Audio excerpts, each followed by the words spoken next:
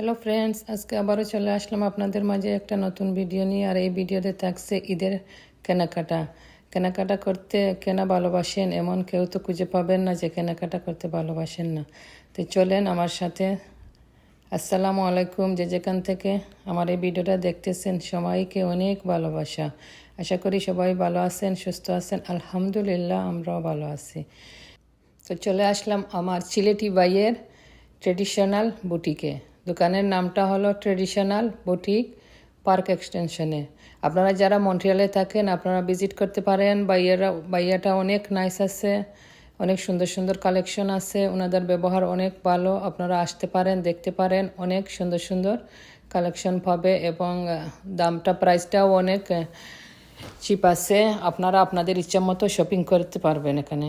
দোকানটাতে অনেক ভিড় ছিল, তাই ভালোভাবে ভিডিও করতে পারি নাই। নেক্সট টাইম ভালো করে একটা ভিডিও নিয়ে আসবো আপনাদের মাঝে। তো আজকে একটু কষ্ট করে দেখে নেন। আর ভাইয়াদের লন্ডনেও আরও 2টা দোকান আছে এই একই নামে, ট্রেডিশনাল বুটিক।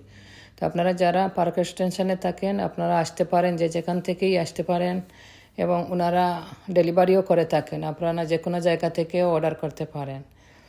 তো এই যে আমি আসছিলাম আমার গত সপ্তাহে যে আমার ননদের জন্য একটা শাড়ি কিনবো। ননদের জন্য একটা শাড়ি কিনতে আসে আমারও একটা চয়েস হয়ে গেল, তাই আমি একটা নিয়ে আসছি আর ননদের জন্য একটা নিয়ে আসছিলাম। এটা হলো পার্ক এক্সটেনশন, এখানে সব বাঙালি দোকানগুলাই থাকে। তো আজকে টাইম ছিল না বেশি, একটু উড়াতাড়া ছিল, এই জন্য সুন্দর করে আর ভিডিও করতে পারি নাই। তো আমার ভিডিওটা কেমন হলো সবাই জানাবেন।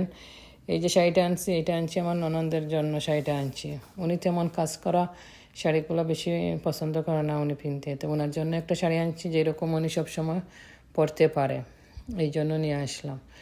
আর ওখানে ওই শাড়িটা দেখতে গিয়েও একটা শাড়ি আমারও একটু পছন্দ হলো, যে নিব না এই ভেবে নিয়ে আসছে। আর জানি না যাব কি না যাব আবার শপিংয়ে ঈদের। তো ছেলে মেয়েদেরকে বললাম, ওরা কিনবে না। যে মেয়ে বলতেছে না, ও কিনবে না।